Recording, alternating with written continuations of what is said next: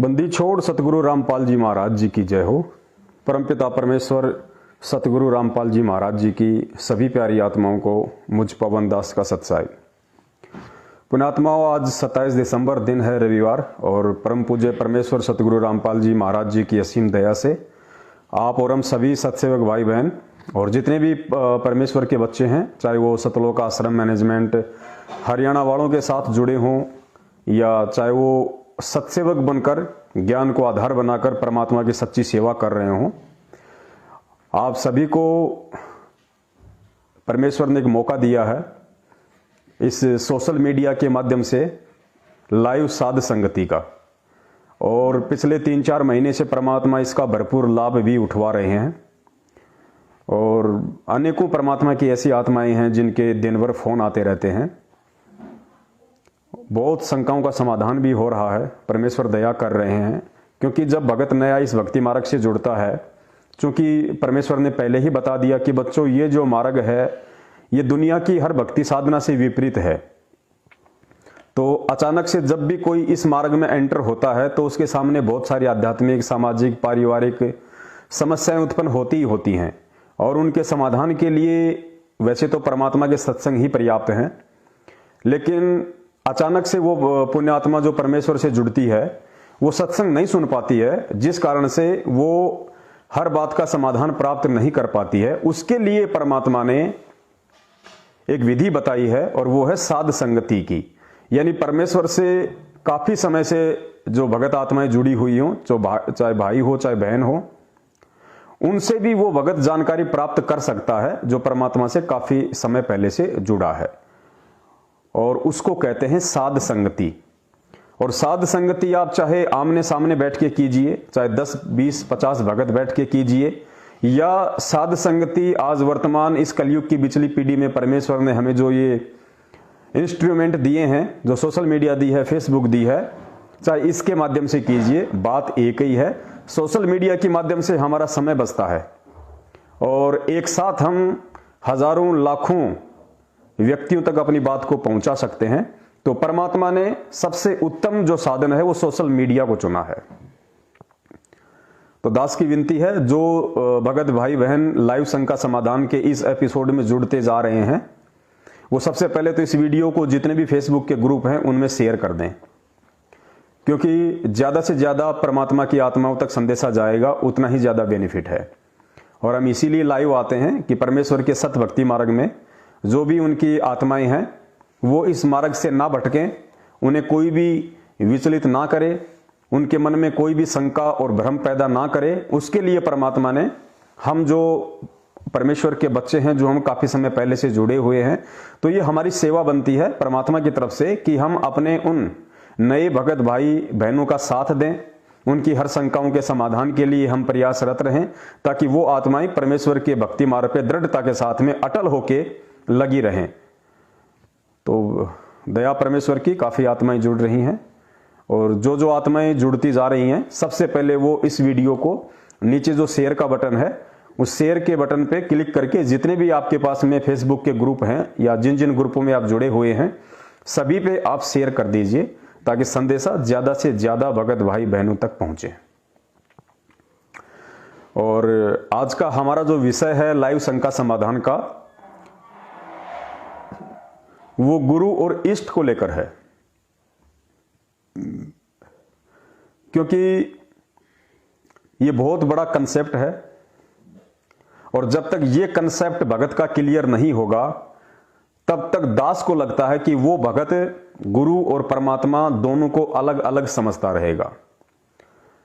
और पूर्ण परमेश्वर कबीर साहिब जी की सत भक्ति का एक नियम है, इस भक्ति मार्ग में यदि आपने गुरु और परमात्मा को दो मान लिया, दो समझ लिया, तो हम कभी भी भक्ति मार्ग की उस ऊंचाई को प्राप्त नहीं कर सकते जिस ऊंचाई तक परमात्मा हमें लेके जाना चाहते हैं।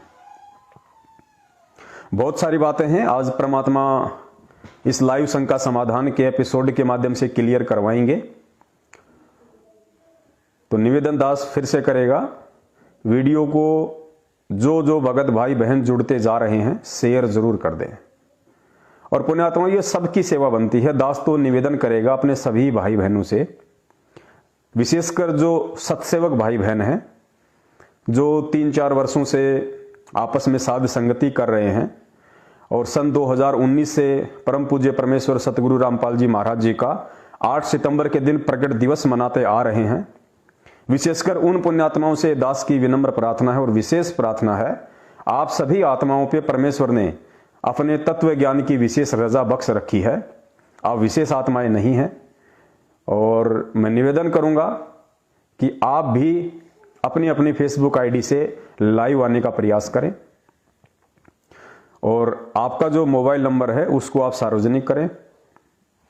उसके बाद में आप लाइव आए और लाइव शंका समाधान के माध्यम से जितने भी भगत भाई बहन आपसे आपस में जुड़े हुए हैं और जो भी आपसे किसी प्रकार की कोई बात पूछता है, उसको कोई शंका है, कोई भ्रमणा है इस भक्ति मार्ग में, तो आप उसको क्लियर करें। ये परमेश्वर की तरफ से हम सब की सेवा है। एक अकेले व्यक्ति का फेसबुक पे लाइव आना ही पर्याप्त नहीं है। परमेश्वर तो चाहते हैं कि मेरा प्रत्येक बच्चा इतना ज्ञानी बन जाए, इतना विद्वान बन जाए कि जो ठोकर आज से पहले 3 युगों में वो खाता आ रहा है, वो ठोकर अब वो ना खाए। कोई भी व्यक्ति, चाहे वो कोई धर्मगुरु हो या चाहे आम व्यक्ति हो या चाहे काल की भक्ति से कोई प्रेरित हो, मेरे बच्चों को भ्रमित ना कर सके, उनके मन में कोई भी शंका का बीज ना बो सके। उसके लिए परमेश्वर चाहते हैं कि उनका प्रत्येक बच्चा ज्ञानी बने, विद्वान बने। और परमेश्वर भी काफी बार अपने सत्संगों में इस टॉपिक को क्लियर कर चुके हैं कि पुण्यात्माओं, ये दास आपको यहाँ पे विद्वान बनाने आया है, ज्ञानी बनाना आया है, ताकि आप आगे चल के मार ना खा जाएं। तो पुण्यात्माओं, इसमें कोई शक नहीं है कि आप और हम सब जितनी भी आत्माएं हैं, हम सब ज्ञानी हैं, हम सब विद्वान हैं और इसमें हमारा कोई अहंकार नहीं है। अहंकार उसका होता है जिसका खुद का क्रिएट किया हुआ ये ज्ञान हो। ज्ञान हमारे पिताजी का है, हमारे परमेश्वर का है, हमारे सतगुरुदेव जी का है। और ज्ञानी और विद्वान बनने का मकसद हमारा कोई अहंकार ग्रस्त होना नहीं है, हमारा मकसद कोई सत्संग करना नहीं है, हमारा मकसद कोई पंथ चलाना नहीं है। हम अपने स्वयं के लिए ज्ञानी बनना चाहते हैं, हमको अपने स्वयं के लिए विद्वान बनना भी चाहिए, क्योंकि जब तक हम इस भक्ति में गर्क नहीं होंगे, इस भक्ति में चारों दिशाओं से जब तक हम परिपूर्ण नहीं होंगे, तब तक कहीं ना कहीं हमारे अंदर शंका की गुंजाइश रह जाती है। तो परमेश्वर चाहते हैं कि इस भक्ति मार्ग को लेकर, और विशेषकर मेरी उन पुण्यात्माओं को जो काफी समय से मेरी संगति करती आ रही हैं, उनको किसी भी प्रकार का डाउट ना हो। और आगे चल के, क्योंकि ये सबसे निराला ज्ञान है और आपस में जो भगत भाई बहन है वही एक दूसरे की शंकाओं का समाधान करेंगे, वही एक दूसरे को इस भक्ति मार्ग पे आगे बढ़ने के लिए प्रेरित करेंगे। तो उसके लिए जरूरी है कि सबसे पहले परमेश्वर के सत्संगों को ज्यादा से ज्यादा सुन के, और सत्संग सुनना ही पर्याप्त नहीं है। गुरुदेव ने कहा कि भाई सत्संग सुन के जब तक आप उन सत्संग में कहे गए मेरे वचनों पर, मेरे शब्दों पर आप चिंतन नहीं करोगे, मनन नहीं करोगे, मंथन नहीं करोगे कि परमेश्वर इस सत्संग के माध्यम से क्या संदेशा देना चाहते हैं और परमात्मा इस कथा के माध्यम से हमें क्या समझाना चाहते हैं, तब तक बात नहीं बनेगी। तो सत्संग भी तभी समझ में आएंगे, और सत्संग में जो परमेश्वर गूढ़ संकेत, गूढ़ इशारे करते हैं, वो इशारे तभी समझ में आएंगे जब हम ध्यान पूर्वक सत्संग सुन के और परमेश्वर को दंडवत प्रणाम करके उनसे विनती करेंगे, प्रार्थना करेंगे कि हे परमपिता परमेश्वर, दास को इतनी सद्बुद्धि दीजिए कि आपके जो सत्संग है, क्योंकि पुण्यात्माओं तत्वदर्शी संत के सत्संग होते हैं वो इतने सरल और सामान्य नहीं होते जितने हमें लगते हैं। जिस प्रकार गीता जी का ज्ञान चारों वेदों का सार है, तो गीता जी का ज्ञान इतना आसान नहीं है समझना, वो कोड वर्ड में सांकेतिक है। जब गीता जी का ज्ञान सांकेतिक है, तो तत्वदर्शी संत के सत्संग कैसे सांकेतिक नहीं होंगे, वो तो विशेष सांकेतिक होंगे। इसीलिए तो दुनिया को समझ में नहीं आ रहे। सन 1994 से परमात्मा सत्संग कर रहे हैं दिन रात, और इतना सरल करके समझा रहे हैं कबीर सागर को, हर चीज को, हर धर्मशास्त्र को। फिर भी मुश्किल से 15 से 20 लाख लोग ही मुश्किल से उनके इस संदेशों को समझ पाए हैं कि भाई सतगुरु रामपाल जी महाराज जी कौन है और उनका ये सत्संग करने का मकसद क्या है, और उनका जो भक्ति मार्ग है वो दुनिया से किस प्रकार भिन्न है। सोचो, 7.5 अरब की जनसंख्या में केवल 15 से 20 लाख लोग ही इस बात को थोड़ा थोड़ा समझ पाए हैं। अगर ये सत्संग इतने आसान होते तो पुण्यात्माओं आज लाइन लगी होती। लेकिन अब ये सत्संग आसान हो जाएंगे। क्यों हो जाएंगे? क्योंकि परमेश्वर ने अपने तत्व ज्ञान युक्त इन सांकेतिक सत्संगों को अपने लाखों बच्चों को समझा दिया है और उनके माध्यम से अब बड़ी तेजी से ये ज्ञान समाज में फैलेगा, देश दुनिया में फैलेगा, तो लोगों को समझ में आएगा। हर गांव में, हर गली में, हर शहर में भगत होंगे।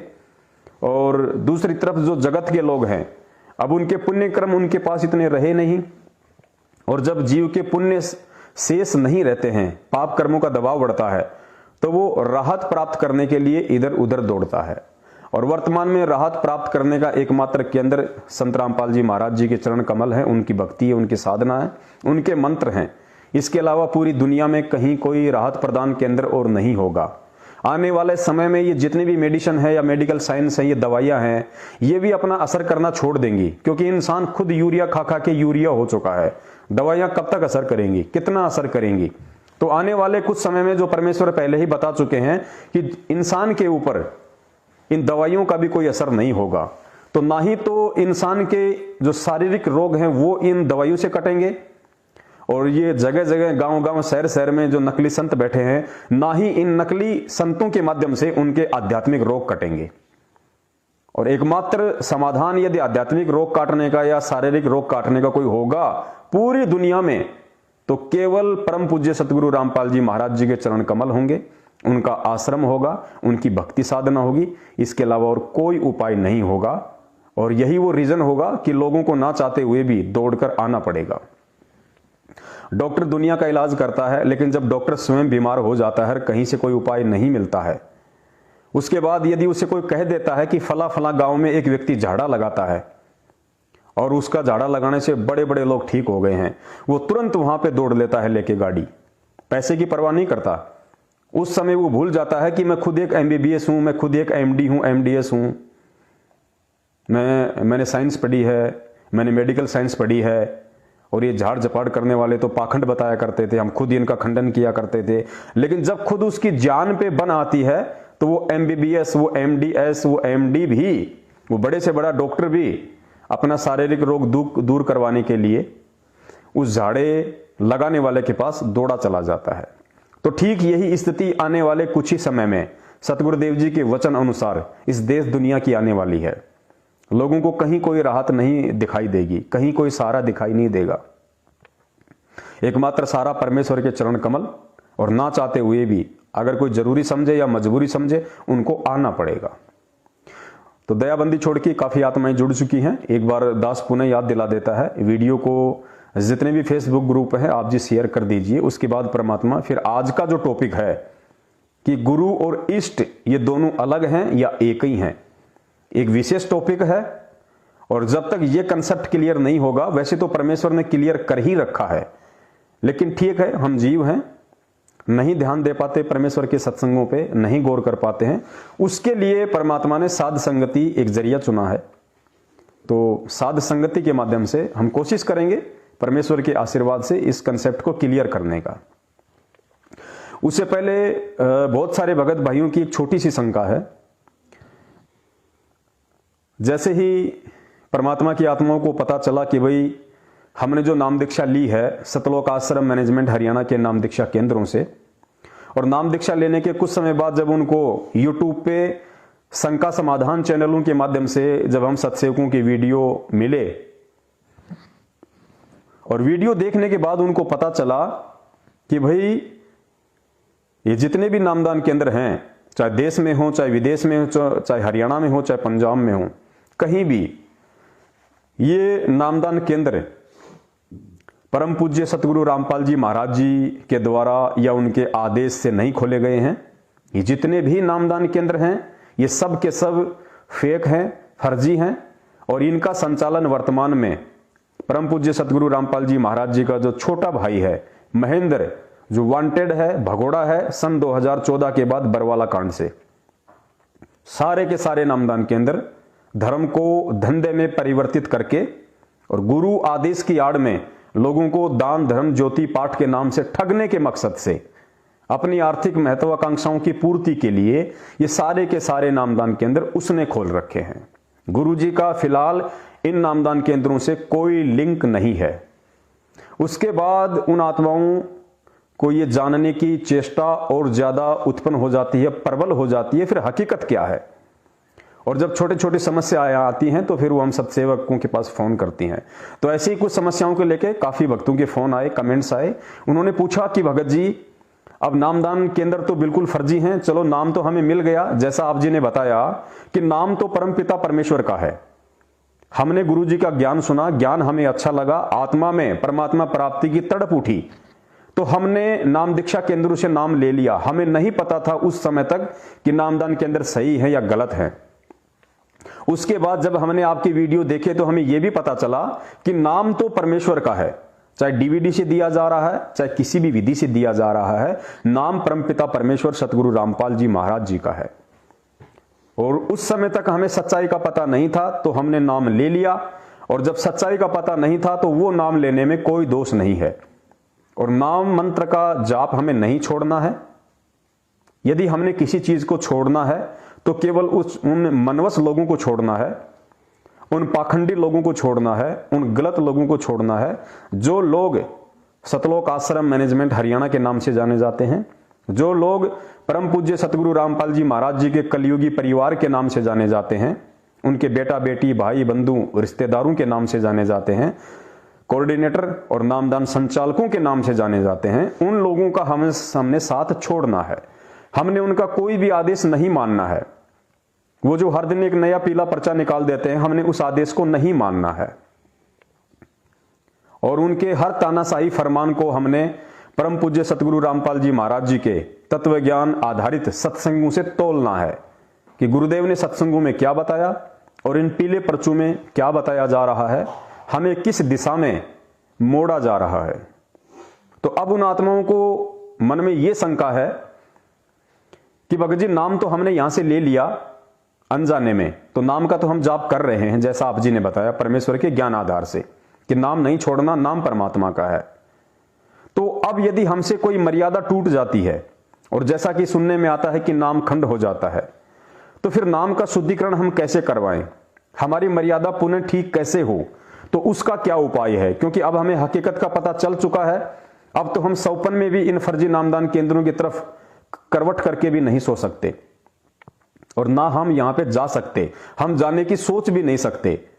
तो ऐसे में यदि नाम दीक्षा लेने के बाद हमसे कोई मर्यादा में त्रुटि हो जाती है, गुरुजी ने जो नियम बताए हैं यदि वो खंडित हो जाते हैं, तो ऐसे में हम क्या करें, हम वापस नियम कैसे सुधारें, हम वापस जैसा कहा जाता है कि नाम खंड हो गया तो नाम का शुद्धिकरण हमारा कैसे हो, तो इसका क्या उपाय है। तो पुण्यात्माओं बहुत ही सरल उपाय है, और दास ने काफी बार सतगुरुदेव जी के निमित्त होकर इस विषय पे वीडियो भी बनाए हैं कि भाई ये सत भक्ति है, आत्मा से परमात्मा का संबंध है। जब कोई भी गलती हो जाने पे, चाहे कितनी भी बड़ी गलती हो जाए, एक सांसारिक बाप अपने बेटे को माफ कर देता है, उसकी गलती को अपने दिल पे नहीं लेता है। तो हम जिसकी शरण में हैं, जो हमारा आध्यात्मिक बाप है,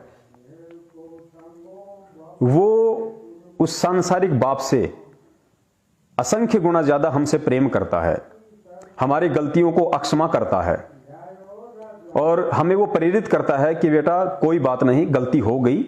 यदि तुझे तेरी गलती का रियलाइज है, तुझे तेरी गलती महसूस हुई है, यदि तुझे उसका पश्चाताप है, और यदि सतगुरुदेव जी आश्रम में हों, तो उस समय हम उनके समक्ष जाके उनसे प्रार्थना करें, अपनी गलती उनको बताएं, और भविष्य में गलती ना करने की हम उनसे प्रतिज्ञा करें। तो परमेश्वर प्रसन्न होते हैं, और जैसा भी वो हमें आदेश दे कि बेटा तुम्हें दोबारा से नाम लेना है या मेरा आशीर्वाद है, तुम आगे भक्ति शुरू करो, कोई दिक्कत नहीं। वो एक स्थिति अलग है। लेकिन वर्तमान में गुरुदेव आश्रम में नहीं है, वर्तमान में बरवाला कांड के चलते गुरुदेव हिसार जेल में है। तो ऐसी स्थिति में यदि किसी की मर्यादा खंडित हो जाए तो क्या किया जाए। पुण्यात्माओं, सतगुरु रामपाल जी महाराज जी ने अपने सत्सेवक बच्चों पे जो विशेष दया अपने तत्व ज्ञान की बख्श रखी है, और जो साध संगति के माध्यम से हम सबको एक मंच पे परमेश्वर ने इकट्ठा किया है, उसका सबसे बड़ा जो बेनिफिट है वो यही है कि सत्सेवकों को निमित्त बना के परमात्मा जो भी संदेशा भगत समाज में दिलवाते हैं वो तत्व ज्ञान आधार से दिलवाते हैं। परमेश्वर के सत्संगों को आधार बना के दिलवाते हैं। लकी इसमें देखना कहाँ का इन्वेस्टर। तो आप जी की जो ये शंका है नाम शुद्धिकरण को लेके, तो आपको परम पूज्य सतगुरु रामपाल जी महाराज जी के सत्संग के आधार से ही इसका निवारण बताया जाएगा, इसका समाधान बताया जाएगा। देखो पुण्यात्माओं, इस भक्ति मार्ग में चाहे कैसी भी हमसे गलती हो जाए, क्योंकि परमात्मा ने सत्संगों में सब क्लियर कर रखा है कि भाई तुम कितनी भक्ति कर सकते हो, तुम कितनी मर्यादा निभा सकते हो, इसका मुझे अच्छे से पता है। तो परमेश्वर कहते हैं कि भाई मान लीजिए तुमसे कोई भी गलती हो गई, तुमसे कितनी भी बड़ी गलती हो गई, और यदि तुम्हें अपनी उस गलती का पश्चाताप है, यदि तुम्हें अपनी उस गलती का पश्चाताप है कि हे परमात्मा ये गलती मेरे से हुई है, मुझसे ये गलती नहीं होनी चाहिए थी, और वास्तव में मैं अपनी इस गलती के लिए आप जी से बारंबार क्षमा प्रार्थी हूं, यानी हृदय से यदि आपको उस गलती का पश्चाताप है, तो परमेश्वर कहते हैं उसी क्षण आपका नाम शुद्ध हो जाता है। क्योंकि परमात्मा आत्मा का साथी है। यदि आत्मा ने अपनी गलती स्वीकार कर ली कि वास्तव में ऐसा नहीं होना चाहिए था, लेकिन मेरे से ऐसा हो गया और इसके लिए परमात्मा मैं क्षमा प्रार्थी हूं, आपका हृदय द्रवित हो जाता है, आपकी आत्मा तड़पने लग जाती है, आपकी आत्मा रोती है, आपको आत्मग्लानि हो जाती है कि वास्तव में मेरे से ये गलती हुई है और ये गलती मेरे से नहीं होनी चाहिए थी। तो पुण्यात्माओं, परमेश्वर अंतर्यामी है, परमात्मा आत्मा का साथी है। परमेश्वर को फोन या मोबाइल करके बताने की जरूरत नहीं है, परमेश्वर को घंटा बजा के बताने की जरूरत नहीं है। अंतर्यामी उसी को कहा जाता है जो मन में सोच उठने से पहले उस बात को जान ले, उसको अंतर्यामी कहते हैं। और ये हमारा सौभाग्य है कि वर्तमान में इस पृथ्वी पे कलयुग की बिचली पीढ़ी में 8 सितंबर 1951 से पूर्ण परमेश्वर कबीर साहब जी परम पूज्य सतगुरु रामपाल जी महाराज जी के स्वरूप में पृथ्वी पे प्रकट हैं। और हमारा सौभाग्य है कि हम डायरेक्ट उस परमात्मा की शरण में हैं, हम उस अंतर्यामी की शरण में हैं। और उसके बाद परमात्मा ने बताया कि पुण्यात्माओं, मान लो आपने कोई गलती कर दी और आपको मालूम भी पड़ गया कि मेरे से यह गलती हो गई, उसके बाद भी यदि आपने उस गलती की अपने हृदय से समायाचना नहीं की, आपको यदि पश्चाताप नहीं है, यदि आप उसको नॉर्मल तरीके से ले रहे हैं और गुरुजी आश्रम में हैं और आप गुरुजी के सामने भी जाते हो और गुरुजी से भी आप प्रार्थना करते हो कि गुरुजी मेरे से ऐसी गलती हो गई, आगे से नहीं करूंगा, और गुरुजी कह रहे हैं कि गुरु के सन्मुख झूठ नहीं बोलना, गुरु के सामने छल कपट नहीं चलेगा। अगर तेरे को अपनी गलती का वास्तव में पश्चाताप नहीं है और यदि तूने गुरु के सामने जाके भी उसकी प्रार्थना की कि गुरुजी मेरे से ऐसी गलती बन गई, आगे से नहीं करूंगा, पुण्यात्माओं समझ सकते हो दास जो शब्द कह रहा है, यानी जब तक आप अपनी उस गलती के प्रति सीरियस नहीं हैं, आपको यदि वास्तव में उस गलती ने आपके अंदर बेचैनी पैदा नहीं कर दी, तब तक यदि आप गुरुजी के सामने जाकर भी उस गलती की समायाचना करोगे बेमन से, और गुरुदेव कह रहे हैं कि यदि मैंने तेरा नाम भी शुद्ध कर दिया, यदि मैंने तुझे दोबारा से पुनर्उपदेश भी दे दिया, तो उसके बाद भी तेरा नाम शुद्ध नहीं माना जाएगा। पुण्यात्माओं, कितना बड़ा पॉइंट है। यानी भगत ने गुरुदेव से अपनी गलती की प्रार्थना की, समायाचना की, गुरुदेव ने उसका नाम शुद्ध भी कर दिया। खुद गुरुदेव ने, फर्जी नाम दान सेंटर की बात नहीं कर रहा मैं साक्षात परमात्मा की बात कर रहा हूं। पूज्य गुरुदेव ने भी उसका नाम शुद्ध कर दिया। लेकिन वहां परमात्मा क्या समझाना चाह रहे हैं कि बेटा तूने गलती की समायाचना की और मैंने तुझे माफ कर दिया, मैंने तेरा नाम शुद्धिकरण भी कर दिया, लेकिन इस बीच यदि उस गलती की समायाचना तूने हृदय से नहीं की, तूने आत्मा से नहीं की, और वास्तव में तेरे को उस गलती का पश्चाताप नहीं है, एज ए फॉर्मेलिटी टू आ गया कि भाई ठीक है, जब नाम खंड हो जाता है तो नाम जाके शुद्ध करवा लेते हैं, यदि तूने उसको एक नॉर्मल रूटीन सा मान लिया, तो गुरुदेव कह रहे हैं कि मेरे द्वारा नाम शुद्धिकरण करने के बाद भी तेरा नाम शुद्धिकरण नहीं माना जाएगा। पुण्यात्माओं, कितनी बड़ी बात है ये। और सबूत के लिए हाँ सतगुरुदेव जी का सत्संग सुनिए, उसके बाद फिर इस पे और डिस्कस करेंगे।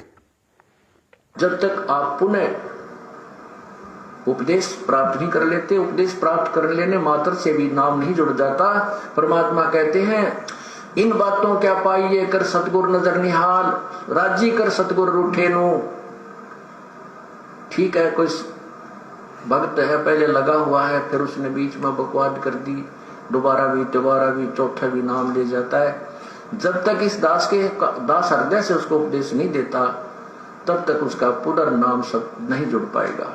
ये गुरुदेव कह रहे जब तक ये दास उसको हृदय से नाम उपदेश नहीं देगा, यानी नाम उपदेश देने के भी दो तरीके, एक तो परमात्मा ने नाम उपदेश दे दिया दोबारा कि ठीक है, और दोबारा गुरुजी कह रहे हैं कि जब तक दास हृदय से नाम उपदेश नहीं देगा तब तक वो नाम शुद्धिकरण नहीं माना जाएगा। ध्यान से सुनिए। अभी नाम ले जाता है, जब तक इस दास हृदय से उसको उपदेश नहीं देता, तब तक उसका पुनर्नाम सब नहीं जुड़ पाएगा। ये मेरे बस की बात नहीं, ये परमात्मा की ही प्रेरणा अंदर से होती है। नाम अवश्य दे दिया जाता है क्योंकि हमारा स्वभाव है कि हो सकता है ये बालक फिर सुधर जाए, बच्चा भगवान का। तो जितनी भी परमात्मा की आत्माएं हैं वर्तमान में, जो सतलोक आश्रम मैनेजमेंट हरियाणा के फर्जी नामदान केंद्रों पे बात बात में गलतियां करके जो वहां चले जाते हैं ये सोच के कि मैं नाम शुद्धिकरण करवा के आ गया, मेरा नाम शुद्ध हो गया, वो इस बहम में ना रहें। आप लोगों का नाम शुद्ध नहीं है। पहली बात तो ये नामदान केंद्र फर्जी। उसके बाद आप जो गलतियां करते हैं उन गलतियों की आप अपने हृदय से कभी समायाचना नहीं करते परमात्मा से। आप समायाचना करोगे कैसे? 70% संगत तो घोर गलतियां करके बैठी हुई है। सतलोक आश्रम मैनेजमेंट हरियाणा आपको महसूस ही नहीं होने दे रहा कि आप गलतियां कर रहे हो, कि आपसे बहुत बड़ी गलती हो चुकी है। आप लोगों से बीजेपी को वोट डलवाए जाते हैं, कांग्रेस को वोट डलवाए जाते हैं, राजनीति करवाई जाती है, आरक्षणों में बैठा दिया जाता है। अब ये आपकी मर्यादा खंडित, अब आप शुद्ध कहां कराओगे? क्योंकि आपको तो आदेश दे रखा है सतलोक आश्रम मैनेजमेंट हरियाणा ने कि अगर बीजेपी को वोट डालोगे तो नामखंड नहीं, कांग्रेस को वोट डालोगे तो नामखंड नहीं, बीजेपी के पालतू बनके आप उनका प्रचार करोगे उनके समर्थन में तो आपका नामखंड नहीं, कांग्रेस के पालतू बनके आप उनका प्रचार करोगे तो आपका नामखंड नहीं। आरक्षण के लिए यदि कोई संघर्ष कर रहा है सरकार से या प्रशासन से और आप उसमें शामिल हो जाते हो तो आपका नामखंड नहीं। भक्ति मार्ग में आने के बाद यदि आप किसी गैंगस्टर का, किसी गुंडे व्यक्ति की सीबीआई जांच का समर्थन कर रहे हो और यदि आप उन कुपात्रों को दान दे रहे हो तो आपका नामखंड नहीं। तो पुण्यात्माओं, शुद्धिकरण कहां कराओगे? क्योंकि शुद्धिकरण का ठेका भी उन्हीं लोगों ने ले रखा है जो ऑलरेडी आपकी मर्यादाओं को खंडित करवा रहे हैं। तो उन चीजों के लिए तो आप नाम शुद्धिकरण करवा ही नहीं सकते। तो सोचो आप कहां हो, काल ने आपको किस हद तक इस भक्ति मार्ग से नीचे गिरा रखा है। यदि ऐसे चलते रहे तो एक समय ऐसा आएगा आपका उठना मुश्किल हो जाएगा। तो गुरुदेव ने स्पष्ट कर दिया कि जब तक यह दास हृदय से नाम उपदेश नहीं देगा, और गुरु हृदय से नाम उपदेश कब देगा? जब वो अंतर्यामी गुरु ये देख लेगा कि ये अपनी गलती की समायाचना हृदय से कर रहा है या नहीं कर रहा है। क्योंकि परमात्मा अंतर्यामी होता है, परमात्मा के सामने छल कपट नहीं चलता। तो वो पुण्य आत्माएं जिनको अब मालूम पड़ चुका है कि जितने भी नामदान केंद्र हैं ये फर्जी हैं और हम यहां से नाम दीक्षा ले चुके हैं, अब तो हम वहां नहीं जाएंगे, लेकिन यदि हमसे कोई मर्यादा में त्रुटि होगी तो हम क्या करें? तो पुण्यात्माओं, ये सत्संग ही आपकी शंका का समाधान था। आपसे यदि कोई भी गलती हो जाती है, देखो गुरुदेव ने 2 प्रकार की गलती बताई। पहली गलती परमात्मा ने बताई अनजाने की गलती। अगर अनजाने में आपसे कोई भी गलती हो जाती है, मान लीजिए आप नए नए भक्ति मार्ग से जुड़े हैं, इस भक्ति मार्ग में बहुत सारी बातें आपको नहीं पता चलती हैं, बहुत सारी ऐसी नियम हैं, मर्यादाएं हैं जो आपको मालूम ना होने के कारण आप उनमें त्रुटियां कर देते हैं।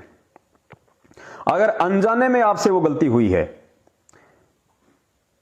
तो ऐसी स्थिति में गुरुदेव ने बताया कि आपकी मर्यादा खंड नहीं है, आपका नाम खंड नहीं माना जाएगा। दूसरा, यदि आपके साथ किसी ने धोखा कर दिया, धोखा कैसे? जैसे आपको किसी ने गुरुदेव ने सत्संग में बताया था और सत्संग दास ने आप लोगों को सुना भी दिया पहले।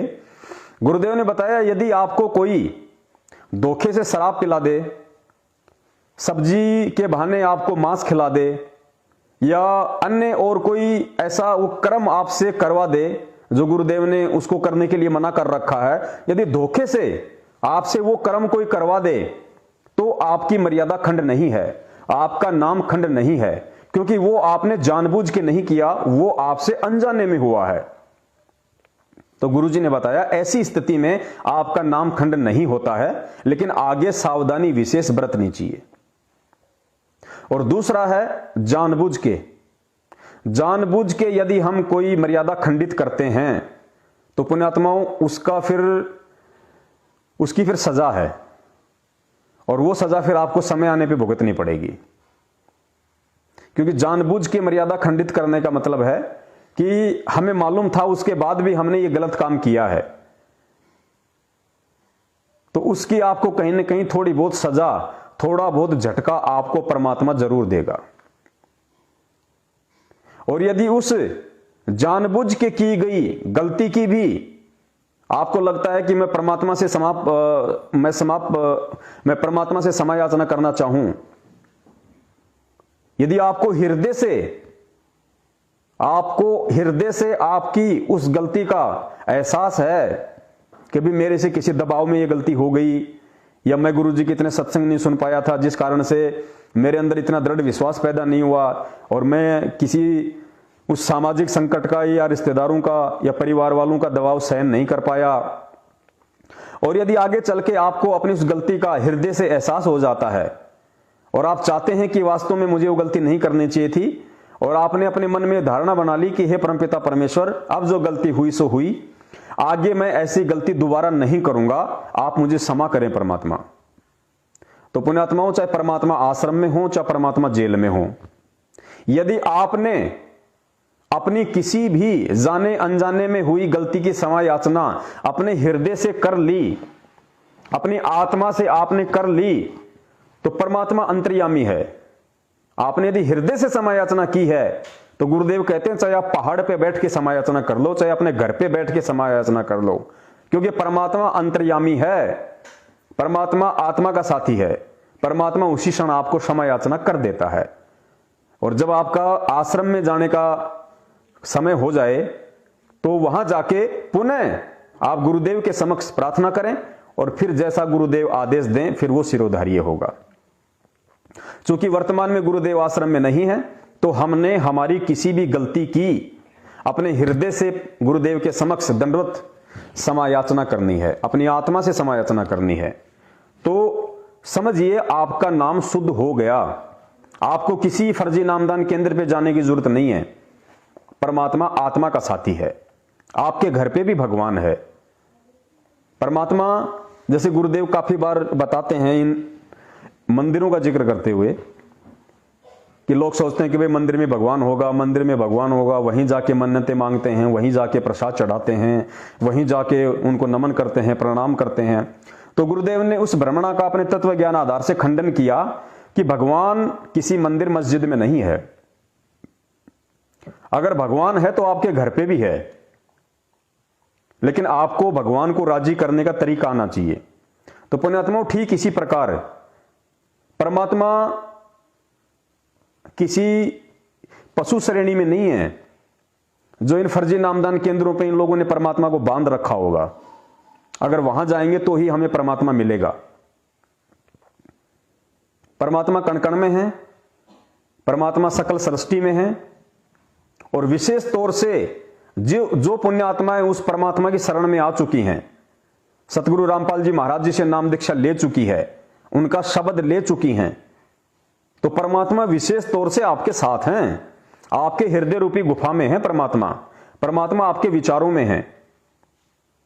उसके बाद भी यदि आप कहीं भटकते हो ये सोच के कि परमात्मा नामदान केंद्र पे मिलेगा, या परमात्मा मेरी बात बहुत जल्दी उस समय सुनेगा जब मैं गुरुजी की बेटी के माध्यम से, बेटे के माध्यम से, भाई के माध्यम से, या किसी कोऑर्डिनेटर के माध्यम से, उनकी पत्नी के माध्यम से मैं उन तक अपनी अरदास भेजूंगी, तो ये हमारी मूर्खता है। ये समझदारी नहीं है, ये हमारी अज्ञानता है, ये हमारी मूर्खता है। और हम परमात्मा को ऐसी सोच रख के दुखी करेंगे, परेशान करेंगे, प्रसन्न नहीं कर सकते। गुरुदेव ने बताया, और हम रोज संध्या आरती में पढ़ते हैं कि घट हिम गंगा, घट हिम यमुना, घट हिम है जगदीश, सतगुरु तारेंगे। तो परमात्मा कहां है? गुरुदेव ने बता दिया कि मैं कहां हूं।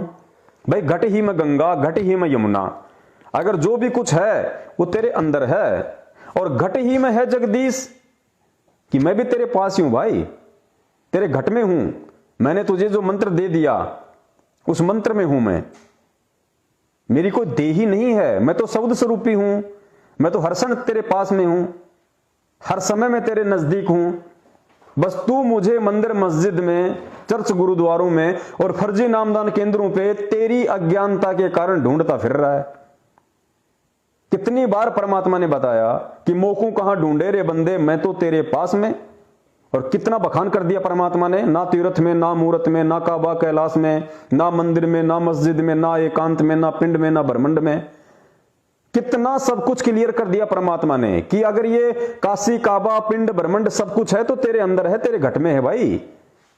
एक ब्रह्मांड की पूरी रचना तेरे अंदर है। मैं तो तेरे पास में हूं, तेरे साथ में हूं, कहां ढूंढ रहा है? तो हम सुनते क्या हैं? गुरुदेव के सत्संगों में हम सुनते क्या हैं और यथार्थ जीवन में हम करते क्या हैं? तो परमात्मा कैसे मिलेगा फिर? परमात्मा कैसे प्रसन्न होंगे? तो पुण्यात्माओं, अगर आपसे ऐसी कोई छोटी मोटी गलती हो जाती है तो परम पूज्य सतगुरु रामपाल जी महाराज जी ने उसका सीधा सा तरीका हम सबको अपने इस सत्संग के माध्यम से उन्होंने बता दिया है कि बेटा मैं तेरे पास में हूं, मैं तेरे साथ में हूं, तेरे से दूर नहीं हूं। जब तूने तेरे घर में दरबार लगा रखा है, मेरी फोटो लगा रखी है, दीपक कर रहा है, ज्योति जलाता है, तू हवन कर रहा है, वहां रोज आरती करता है, मंत्र करता है, सुमरण करता है, सत्संग सुनता है। अरे जितना तू तेरे घर पे करता है उतना तो नामदान केंद्र पे भी नहीं होता। और फिर भी तू वहां सोचता है कि भगवान वहां होगा, वहां मैं ज्योति कराऊंगा तो मुझे लाभ होगा, वहां पाठ कराऊंगा तो मुझे लाभ होगा। तो परमात्मा कहते हैं फिर तूने तेरे घर में क्या सिस्टम शुरू कर रखा? फिर ये ड्रामा है क्या? जब तुझे विश्वास ही नहीं है कि मैं घर पे जो दरबार लगा रखा है, मैं जिस फोटो के सामने आरती करता हूं, जहां ज्योति जला रहा हूं, तो क्या मैं दीवार के सामने ज्योति करता हूं? क्या मैंने दीपक दीवार के सामने जला रखा है? क्या मैंने 3 टाइम की आरती में दीवारों के सामने करता हूं? अगर इतना ही विश्वास नहीं है तो फिर परमात्मा ना घर पे है, ना नामदान केंद्र पे है, कहीं नहीं है फिर परमात्मा। फिर तुझे परमात्मा को प्राप्त करने की विधि की जानकारी लेनी पड़ेगी, थोड़ी सी बुद्धि दौड़ानी पड़ेगी, उसके बाद फिर परमात्मा आपके नजदीक आना शुरू होंगे। तो पुण्यात्मा को घबराने की कोई जरूरत नहीं है। सबसे पहली बात तो ये कि इस दुनिया में अरबों खरबों व्यक्ति हैं, कोई भी परमात्मा के नजदीक नहीं है, सबको अपना संस्कार मिल रहा है। और आप उन अरबों खरबों में से जो गुरु जी की शरण में आ चुकी हैं, तो आप ये क्यों सोचती हैं कि परमात्मा मुझसे नाराज हो गया होगा, मेरे से ये गलती बन गई? उसमें चिंतित होने की जरूरत नहीं है। उसमें अगर आपको चिंता करने की जरूरत है तो सिर्फ इस बात की चिंता करने की ज्यादा जरूरत है कि परमात्मा आगे से कोई ऐसी गलती और ना हो जाए। वो तो माफ करते हैं परमात्मा। देखो सांसारिक एग्जाम्पल देते हैं परमात्मा सारे। आप और हम में से कितने भगत भाई बहन हैं जो शादीशुदा हैं, बाल बच्चे वाले हैं? हमारे बच्चे क्या गलती नहीं करते? क्या हम उन्हें क्षमा नहीं करते? क्या हम उनके अवगुणों को अपने अंदर धारते हैं? जब तक गुस्सा आ गया, आधा घंटा 1 घंटा, उसके बाद फिर हम नॉर्मल हो जाते हैं कि बच्चा है, चलो कोई बात नहीं, हम भी किया करते थे, ऐसे ठोकर लग लग के समझेगा धीरे धीरे। तो पुण्यात्मा वो हमारा परम पिता है, वो हमारी घोर से घोर गलतियां माफ करता है। जब तक हम अच्छी तरीके से इस ज्ञान से और उनके विधान से परिचित नहीं हो पाते, तब तक वो परमात्मा हमारी हर गलती को क्षमा करता है। अरे आज हम इस काल के लोक में आके क्या गलती करेंगे? हम इस काल लोक में जो गलती हम सतलोक से करके आए हैं, उससे बड़ी गलती हम यहां नहीं कर सकते। वो सबसे बड़ी गलती है जहां हमने भरी थाली को ठोकर मारी, हमने खुद अपने परमपिता परमेश्वर से आस्था हटा के उस काल पे आस्था लगाई, अपने बड़े भाई पे आस्था लगाई।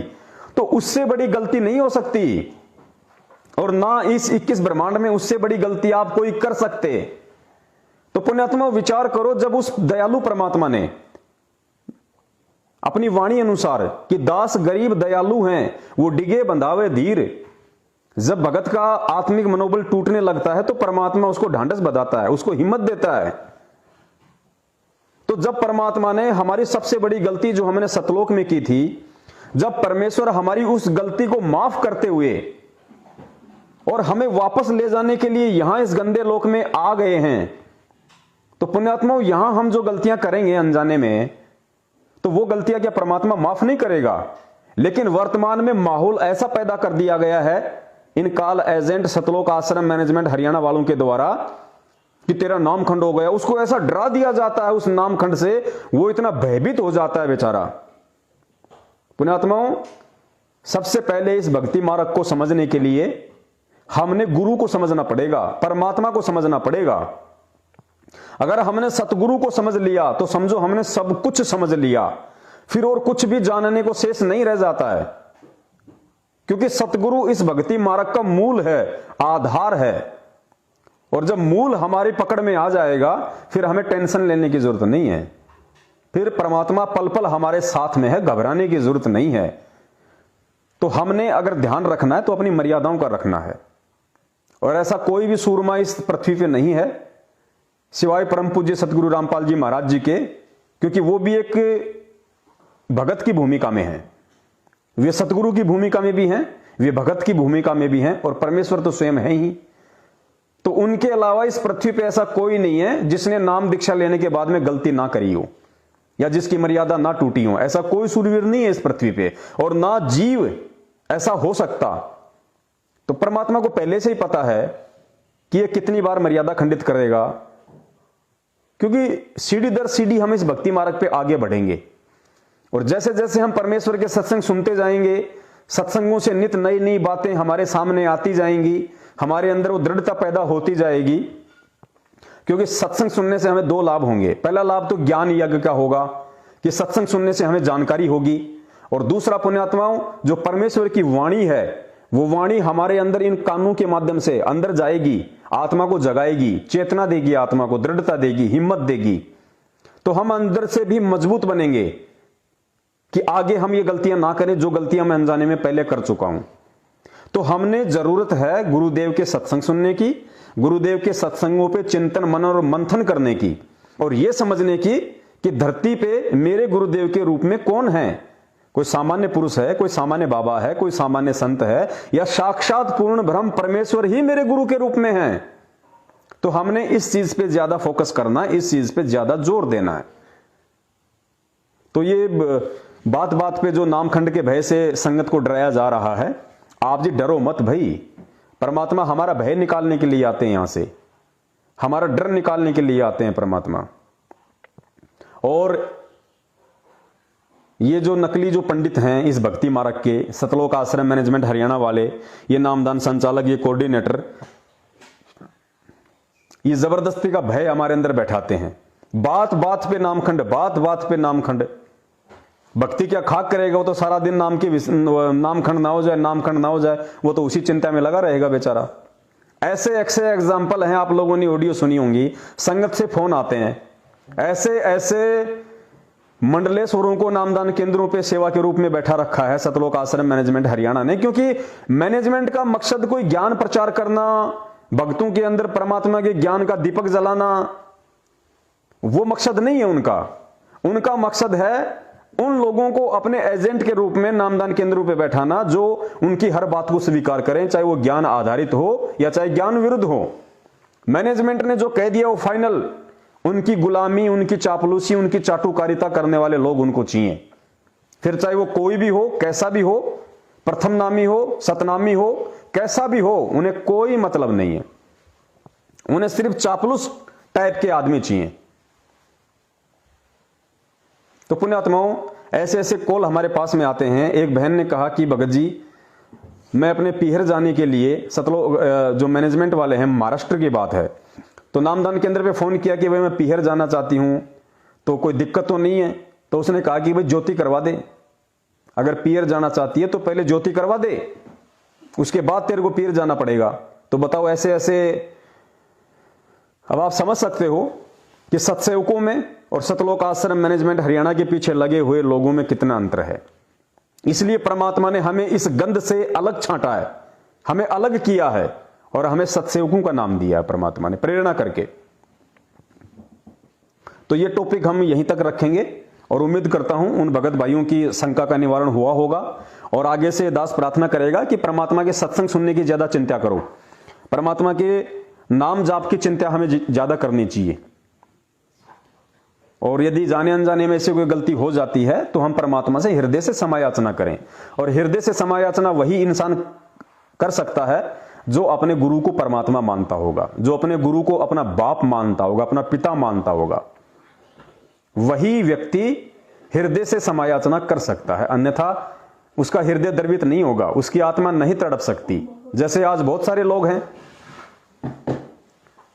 जैसे आज लाखों की संख्या में संगत में लोग हैं, उन्हें कोई टेंशन ही नहीं है, कोई चिंता ही नहीं है उन्हें, चाहे गुरुजी जेल में हैं चाहे कहीं भी हैं, जब मर्जी आए वो अपने काम धंधे में, अपने व्यापार बिजनेस को ही बढ़ाने में मस्त हैं, 2 के 4 करने में लगे हुए हैं, उन्हें कोई मतलब ही नहीं है। जब बच्चे का जन्मदिन आता है तो जन्मदिन भी मना लेते हैं, माँ बाप का भी मना लेते हैं। जयपुर में है एक भाई साहब हैं लोकेंद्र जी शेखावत, बहुत काफी समय से जुड़े हुए हैं, करोथा कांड से भी पहले से, और उन लोगों को विशेष दर्जा दिया हुआ है मैनेजमेंट वालों ने वहां पे कि ये जयपुर का मुख्य भगत है, जो भी डिसीजन लेगा ये लेगा। और जब भी उसके बच्चे का जन्मदिन आता है तो जन्मदिन मना लेता है। ऑफिस की तरफ से कोई पार्टी होती है तो वहां चला जाता है, वहां पे जाके क्रिकेट खेलते हैं, सोशल मीडिया पे फोटो वायरल करते हैं भगत होके, और वहां जाके नाम शुद्ध करवा लेते हैं। तो पुण्यात्माओं, इस तरीके से ये ड्रामेबाजी से नाम शुद्ध नहीं होता। ठीक है, जब तक उसने जितनी भक्ति की है, जब तक उसके पुण्य कर्म उसके साथ में हैं, उनका बाल विवाह का नहीं होगा। लेकिन उनको ये नहीं भूलना चाहिए कि वो परमात्मा की हद में नहीं, फिलहाल वो काल की हद में है और केवल उनकी बैटरी चल रही है। और बैटरी कब तक चलेगी ये हम सबको अच्छे से पता है। तो आगे चलते हैं। आज का हमारा जो विषय है इस भक्ति मार्ग का, और पुण्यात्माओं, आज का ये वीडियो सुन के कि गुरु और इष्ट एक ही होते हैं या अलग अलग होते हैं, ये क्या रहस्य है, क्या राज है। पुण्यात्माओं, जो गलती आपने आज से पहले कर दी, 8 सितंबर के दिन परम पूज्य सतगुरु रामपाल जी महाराज जी का जन्म दिवस मना के, वो गलती दास हाथ जोड़ के निवेदन करता है अनजाने में भी आगे मत कर देना, क्योंकि ये उस भगत की सबसे बड़ी आध्यात्मिक भूल होगी। ये उसकी मूर्खता का, अज्ञानता का सबसे बड़ा नमूना होगा जो अपने सतगुरु का जन्मदिन मनाता है। आजकल सोशल मीडिया पे, क्योंकि अभी जैसे 25 दिसंबर को क्रिसमस डे था, तो सतलोक आश्रम मैनेजमेंट हरियाणा की तरफ से और उनकी जो हजारों की संख्या में जो सोशल मीडिया टीम है, उसके द्वारा इतने पंपलेट, इतने बैनर, इतने पोस्टर डाले गए ईसा मसीह के फोटो डाल डाल के। और क्या लिखा जाता है, विचार करना आप लोग, उन पोस्टरों में लिखा जाता है कि ईसा मसीह परमात्मा नहीं थे, क्योंकि ईसा मसीह ने मां के पेट से जन्म लिया था, और जो मां के गर्भ से जन्म लेता है वो परमात्मा नहीं होता। इसलिए ईसा मसीह परमात्मा नहीं थे, परमात्मा के बेटे थे। और ये सेवा कौन कर रहे हैं?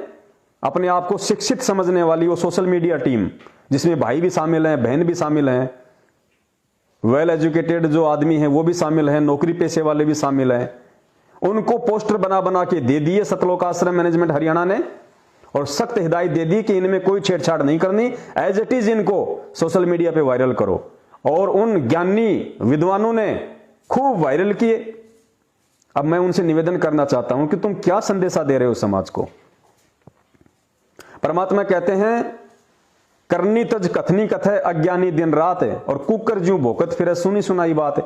भाई, आप जो सतलोक आश्रम मैनेजमेंट हरियाणा की सोशल मीडिया टीम है, आप लोगों की स्थिति तो उस कुत्ते जैसी है जो केवल भौंकना जानता है, उसको मालूम नहीं यथार्थ में है क्या। आप ईसाइयों को समझाना चाह रहे हो पोस्टर बना के, जिनकी आपने सेवा की है, कि ईसा मसीह परमात्मा नहीं थे, क्योंकि परमात्मा मां के गर्भ से जन्म नहीं लेता, और ईसा मसीह ने तो मां के गर्भ से जन्म लिया, और मां के गर्भ से जन्म लेने वाला परमात्मा नहीं होता। तो भाई, 8 सितंबर के दिन तुम क्या करते हो? 8 सितंबर 2020 को तुम लोगों ने किसका जन्मदिन मनाया? पता है तुम्हें या भूल गए थे? आप लोगों ने कॉल एजेंट सतलोक आश्रम मैनेजमेंट हरियाणा के कहने पे अपने आंख नाक कान बंद करके परमात्मा के तत्व ज्ञान को खूंटी पे टांग के और जो टॉर्च हमें परमेश्वर ने दी है उसको ऑफ करके और जो तत्व ज्ञान रूपी बैलेंस जो तराजू हमें परमात्मा ने दिया था उसको औंधा मार के आप लोगों ने 8 सितंबर 2020 के दिन उस पूर्ण ब्रह्म परमेश्वर, उस परम शक्ति, उस समर्थ, उस अविनाशी, उस अजन्मा स्वयंभू परमात्मा सतगुरु रामपाल जी महाराज जी का जन्मदिन मनाया था। तो ये पोस्टर भेज के आप लोग क्या साबित करना चाहते हैं? सबसे पहले तो आपकी करनी और कथनी में अंतर, आप लोग कुत्ते वाली श्रेणी में आ गए और दुनिया जब उन पोस्टरों को देखेगी तो दुनिया के पास क्या मैसेज जाएगा? तुम ऐसा ना समझो कि तुम्हारी हरकतों पे किसी की नजर नहीं है। दूसरे पंथ वाले बहुत गहनता से तुम्हारी बातों को देखते हैं और जब वो उनको मालूम पड़ेगा कि ये अंध भगत नालायक, ये खुद तो कहते हैं कि संत रामपाल जी महाराज जी परमात्मा हैं, स्वयं वो कबीर हैं और कहते हैं कबीर कभी मां के गर्भ से नहीं आता, वेदों में उसका प्रमाण दिखाते हैं और खुद 8 सितंबर के दिन अपने गुरु का जन्मदिन मना रहे हैं और कहते हैं हमारा गुरु कबीर जी का अवतार है। तो पुण्यात्माओं, मूर्ख बने रहना है, अंधा बना रहना है तो बने रहो, परमात्मा जबरदस्ती नहीं करता। जैसा कि 2-3 दिन पहले परमात्मा ने सत्संगों का सार नंबर 22 में एक ऑडियो डलवाई थी कि परमात्मा सिर में दर्द नहीं रखता, परमात्मा ने विधान बना के छोड़ दिया। और परमेश्वर ने उस ऑडियो में बताया कि जैसे एक त्योरू का बीज होता है, एक सब्जी आती है त्योरू या घिया ले लो, कोई भी ले लो, बैंगन आलू कोई भी ले लो, तो परमेश्वर ने बताया कि परमात्मा ने एक बीज बना दिया और उसका विधान बना के डाल दिया उसमें कि ऐसे ऐसे इसको जमीन में डालोगे, फिर कुछ दिनों के बाद में अंकुर फूटेगा, फिर ये पौधा बनेगा, फिर इसके फूल लगेंगे, फिर इसके बेल लगेगी, फिर इसके घियां लगेगी। तो परमेश्वर ने कहा कि वो विधान बना के छोड़ दिया मैंने, वो गुण उसके अंदर डाल दिया। जैसे मां के गर्भ से बच्चा उत्पन्न होता है तो परमेश्वर ने क्या बताया, गुरुजी ने क्या बताया कि भाई मैंने विधान बना के छोड़ दिया, परमात्मा ने विधान बना के छोड़ दिया। और मां के पेट में कोई फैक्ट्री नहीं लग रही, कोई मशीन नहीं लग रही, लेकिन परमात्मा ने विधान बना दिया कि ऐसा होगा, उसके बाद ऐसा होगा, फिर ऐसा होगा, और वो वैसा ही हो जाता है। तो ठीक इसी प्रकार परमात्मा ने ये भक्ति का विधान बना के छोड़ दिया कि क्या मेरी भक्ति है, क्या मेरी मर्यादा है, क्या मेरा नियम है, और इस भक्ति मार्ग में आने के बाद मेरा भगत कौन सी क्रिया करेगा तो मेरी रहम के काबिल बना रहेगा और कौन सी क्रिया विपरीत करेगा तो अपने संस्कारवश, अपनी गलती के चलते वो मेरे से दूर माना जाएगा। तो आप ये ना सोचो कि आप परमात्मा की शरण में हो। सबसे पहले तो दास आप लोगों की बंद आंखें खोल देना चाहता है कि जितने भी सतलोक आश्रम मैनेजमेंट हरियाणा के पीछे लगे हुए भगत भाई बहन हैं, चाहे वो सोशल मीडिया सेवादार हो या चाहे आम संगत हो, आप लोग परमात्मा की वर्तमान में शरण में नहीं हो। और यही कारण है कि आए दिन अकाल मौतें हो रही हैं। जो नए भाई जुड़ रहे हैं उनको नहीं पता, आपके मुंडका आश्रम में 2 साल पहले सेफ्टी टैंक में जहरीली गैस से 2 भक्तों का दम घुटने से मौत हुई, अकाल दर्दनाक मौत। अरे मुंडका से बड़ा तो कोई नामदान केंद्र नहीं, और भगत तो बेचारे वहां पे सेवा करने के लिए गए थे, वो तो सेफ्टी टैंक की सफाई कर रहे थे, सेवा कर रहे थे। तो मुंडका खुद जहां पे सबसे बड़ा नामदान केंद्र, जहां पे पाठ होते, कहते हैं गुरु जी का आदेश है, और मुंडका में जो सेवा करने जाएगा तो उसका नामखंड कहां से हो गया। और फिर भी उस भगत की वहां पे दर्दनाक अकाल मौत हुई, तड़प तड़प के जहरीली गैस से। तो सोचो आप किनके संगति में हो। आपको परमात्मा की तरफ से कोई राहत नहीं है। अगर आपको परमात्मा की तरफ से राहत होती तो उन भक्तों की मौत नहीं होती। जिस प्रकार परमात्मा ने मीरा के जहर को अमृत बना दिया, क्या परमात्मा उस सेफ्टी टैंक में जो जहरीली गैस थी, क्या परमात्मा उसको ऑक्सीजन नहीं बना सकते थे? लेकिन परमात्मा ने कोई राहत नहीं दी। क्यों नहीं दी? क्योंकि परमात्मा का विधान है। अपने विधान के खिलाफ परमात्मा नहीं चलता। क्योंकि तुम लोग वही थे, सेफ्टी टैंक में मरने वाले वही थे जो सत्सेवकों की लाख समझाने के बाद भी उनको ज्योति का पैसा दे रहे थे, उनको पाठ का पैसा दे रहे थे, उनके कहने से हिसार की तारीखों पे जाके 10 गालियां खुद खा के आ रहे थे, 20 गालियां गुरुजी को दिलवा रहे थे कि ये देखो आगे पाखंडी रामपाल के मूर्ख चले। वो वही लोग थे जो हरियाणा के जाट आरक्षण में गुरुजी के संविधान के विरुद्ध और सतलोक आश्रम मैनेजमेंट हरियाणा के आदेश के अनुसार वहां जाके बैठ रहे थे हुक्का पाड़ों के बीच में। उनको भक्तों के दान का चंदा दिया जा रहा था, उनको देसी घी के बूंदियां खिलाए जा रहे थे। वो वही लोग थे जो राजस्थान के गैंगस्टर आनंदपाल सिंह जैसों की सीबीआई जांच के समर्थन में रैलियों में शामिल हो रहे थे। उनको 5-5 लाख का चंदा अजमेर की रैली में दे रहे थे। तो परमात्मा कैसे राहत देगा, परमात्मा कैसे सहायता करेगा भाई? परमात्मा का कोई प्यारा नहीं है। परम शक्ति संगीतम रिद्धि सिद्धि दाता सोई अवगत, ऐसी कुछ मालिक की वाणी है। अवगुण अविगत गुण अतीतम सत्य पुरुष निर्मोही, सत्य पुरुष निर्मोही, ये सतपुरुष है। परम पूज्य सतगुरु रामपाल जी महाराज ये सतपुरुष है, और सतपुरुष निर्मोही होता है, उसका किसी से कोई लगाव नहीं है। उसका असली बेटा बेटी वो है, वो उसकी रक्षा करता है विपरीत परिस्थितियों में, जो उसकी मर्यादा में रहता है। 2 साल पहले महाराष्ट्र से 2 बसें हिसार की तारीखों पे जा रही थी। राजस्थान के नागौर में सुबह 3 बजे आगे सांड आ गया। सांड को बचाने के चक्कर में वो बस पेड़ में जा ठुकी। क्या हुआ? 13 भक्तों की दर्दनाक अकाल मौत। 13 की। क्यों भाई? क्या वो भगत नहीं थे? क्या वो मंत्र जाप नहीं कर रहे थे उस समय? क्या उनमें से कोई सुबह की आरती नहीं कर रहा था? क्या उनमें से कोई सतनाम का जाप नहीं कर रहा था? प्रथम नाम का जाप नहीं कर रहा था? क्या वो हिसार किसी शादी में जा रहे थे क्या? वो भी तो परमात्मा से मिलने जा रहे थे, ये सोच के कि हिसार तारीखों पे जाएंगे तो हमारे पुण्य बनेंगे, कि संत मिलन को चालिए तज माया अभिमान, ज्यों ज्यों कदम आगे रखे त्यों त्यों यज्ञ समान।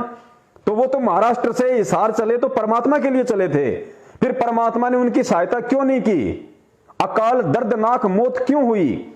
3 भक्तों के तो सर से धड़ अलग हो गए, किसी का हाथ अलग, किसी का पैर अलग। क्यों भाई? ड्राइवर और कंडक्टर को चोट नहीं, जो बैल था उसको चोट नहीं। मरे कौन? भगत। क्यों मरे? क्योंकि परमेश्वर का विधान है, अनजाने की गलतियां परमात्मा माफ करता है। अनजाने की गलती मतलब वो ड्राइवर और कंडक्टर परमात्मा से परिचित नहीं थे, परमात्मा के विधान से परिचित नहीं थे, इसलिए परमात्मा ने उनको क्षमा किया। लेकिन उनको क्षमा नहीं किया जो लोग जानबूझ के अनजान बनने की एक्टिंग कर रहे थे। क्योंकि आज लगभग संगत में कोई भी ऐसा भगत भाई नहीं बचा जिसके पास में पवनदास के या मेरे सत्सेवक भाई बहनों के संदेश नहीं गए। सबके पास वीडियो गए, सबको पता है कि सही क्या गलत क्या है। उसके बाद भी जानबूझ के यदि आप गलत लोगों का साथ दोगे तो परमात्मा अपने विधान अनुसार सहायता नहीं करेगा। इस बात को हमने समझना पड़ेगा भाई, समझना पड़ेगा। ऐसा नहीं है कि मैंने संत रामपाल जी महाराज जी से नाम ले लिया, मेरे को ब्रह्मा विष्णु महेश के माता पिता का मालूम पड़ गया, मेरे को तत्व ज्ञान हो गया, गुरुजी मेरे साथ में है। ऐसे परमात्मा साथ नहीं होते, और ना ही खाली ब्रह्मा विष्णु महेश के माता पिता का नाम पता चलने से तत्व ज्ञान समझ में आता। इसको समझने के लिए परमात्मा से विशेष प्रार्थनाएं करनी पड़ती हैं, परमात्मा की रहम के काबिल बनना पड़ता है, परमात्मा की मर्यादाओं में रहना पड़ता है, गुरु को बाप मानना पड़ता है। मालिक की वाणी है ना, वो रख दे अपना हाथ उस पे जिसने मान गुरु को बाप लिया। वो हाथ अपना रख दे सिर पे जिसने मान गुरु को बाप लिया। ये शब्द है परमात्मा का। तो वो अपना हाथ, अपना पंजा, अपना आशीर्वाद उसी भगत आत्मा के शीश पे रखेगा जो उसको अपना बाप मानेगा। तो जाओ हिसार तारीखों पे अपने बाप को गालियां निकलवाने के लिए, जाओ कानूनी प्रक्रिया में बाधा उत्पन्न करने के लिए। गुरुजी कहते हैं करत है पुण्य होत है पापम। तुम तो अपने मूर्खता में, अज्ञानता में अपने पुण्य समझ के जा रहे हो और उल्टे तुम्हारे पाप कर्म बढ़ रहे हैं। करत है पुण्य होत है पापम, ये परमात्मा की वाणी है कि नादानी में तू सोच रहा है मेरे पुण्य बन रहे हैं और उल्टा पाप का भागी बन रहा है। तो पुण्यात्माओं, ये परम पूज्य सतगुरु रामपाल जी महाराज जी की विशेष रजा, उनका विशेष आशीर्वाद, जो उन्होंने अपने कुछ सत्सेवकों पर अपने तत्व ज्ञान की रजा बख्शी, उनको सद्बुद्धि दी ताकि वो खुद भी संभल के चल सकें और अपने अन्य भगत भाई बहनों को भी संभालें इस विकट परिस्थिति में। और ये सतलोक आश्रम मैनेजमेंट हरियाणा, ये इस पृथ्वी पे वर्तमान में जीता जागता काल का दूसरा रूप है। आप लोगों ने संभल के रहना पड़ेगा। और आप लोगों को ये विचार करना पड़ेगा कि आपको पार ना ही तो मैनेजमेंट करेगा, ना आपका कोऑर्डिनेटर करेगा, ना आपका नामदान संचालक करेगा, ना गुरुजी का परिवार करेगा। आपको यदि कोई पार करेगा तो आपकी अपनी भक्ति और आपकी अपनी मर्यादाएं करेंगी और सतगुरु का आशीर्वाद है।